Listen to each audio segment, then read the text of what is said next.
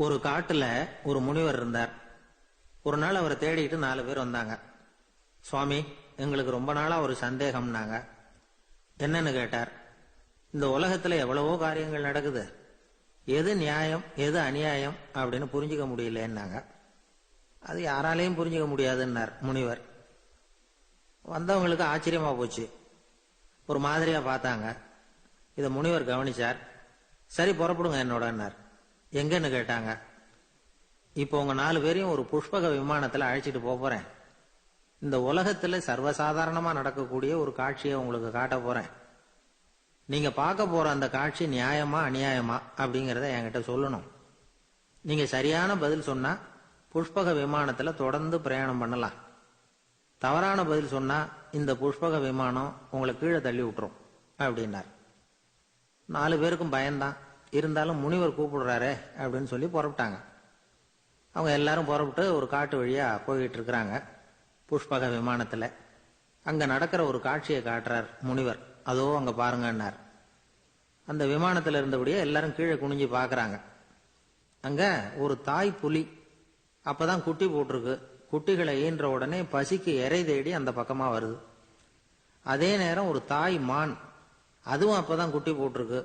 அதுவும் இதே மாதிரி குட்டிகளை ஈன்ற உடனே பசிக்கு இறை தேடி அந்த பக்கமா வருது. இப்ப அந்த புலி அந்த மானை அடிச்சு போட்டுடுது. அதுவும் சாப்பிடுது, குட்டிகளுக்கும் கொடுக்குது.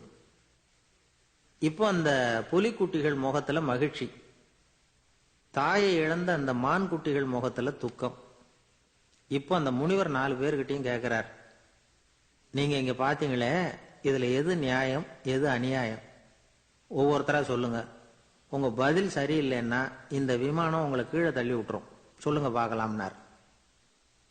முதல்ல ஒருத்தன் சொன்னான், அந்த புலி செஞ்சது சரிதாங்க. அது பசிக்கு அதுதான் ஆகாரம். தன்னுடைய பசிக்கு தானே இறை தேடிக்கிட்டது. அதுல என்ன தப்பு? அவ்வளவுதான். அதனால புலி செஞ்சது நியாயம்தான் அப்படின்னா. அவ்வளவுதான், அந்த விமானம் அவனை அப்படியே கீழே தள்ளி விட்டுட்டுது. அதனால அவன் கொடுத்த பதில் சரியில்லை அப்படிங்கிறது புரிஞ்சு போச்சு. இப்ப 2வது ஆள் சொன்னான், புலி செஞ்சது பாவம், அந்த தாய்மான் என்ன தப்பு பண்ணிச்சு? இப்ப அந்த குட்டிகளுக்கு யாரு ஆதரவு? அதனால புலி செஞ்சது அநியாயம் அப்படின்னா. அவ்வளவுதான், அவனையும் கீழே தள்ளி விட்டுடுது அந்த விமானம். இந்த பதிலும் சரியில்லை அப்படின்னு ஆயிட்டுது. இப்ப 3வது ஆள் வந்தான். முதல்ல 2 பேரு கீழே விழுந்ததை பார்த்துக்கிட்டு இருந்தான். அதனால அவன் சொன்னான், ரெண்டுமே நியாயம்தாங்க. புலி இறை தேடினதும் இயற்கை, அதுக்கு மான் இறையானதும் இயற்கை. அதனால இதுல ஒன்றும் தப்பு இல்லைன்னா. அவ்வளவுதான், அவனையும் அந்த விமானம் கீழே பிடிச்சி தள்ளி விட்டுது. இப்ப 4வது ஆள் வந்தான்.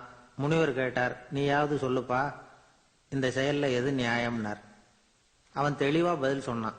அதாவது என்ன சொன்னான்னா, எனக்கு தெரியல அப்படின்னா. அவனை விமானம் கீழே தள்ளல, சௌரியமா அழைச்சிட்டு போட்டுது. இவனும் பிரயாணம் சௌக்கியமா பண்ணானா. ஆக இதுதான் சரியான பதில்ங்கிறத முனிவர் உணர்த்தினார். இந்த கதையிலிருந்து நாம புரிஞ்சுக்க வேண்டியது என்னன்னா, இந்த உலகத்துல எவ்வளவோ காரியங்கள் நடக்குது. அதெல்லாம் ஏன் அப்படி நடக்குதுங்கிறதுக்கு எப்பேற்பட்ட பண்டிதராலும் பதில் சொல்ல முடியாது. தெரியாததை தெரியாதுன்னு ஒத்துக்கிட்டா வாழ்க்கை பிரயாணம் சுகமா இருக்கும். அதனால தேவையில்லாத விஷயங்களை புரிஞ்சுக்கிறதுக்கு நேரத்தை செலவு பண்ணிட்டு இருக்க கூடாது. வாழ்க்கையை குழப்பிக்க கூடாது. வாழ்க்கைக்கு தேவையானது என்னவோ அதை மட்டும் புரிஞ்சுக்கிட்டா போதும்.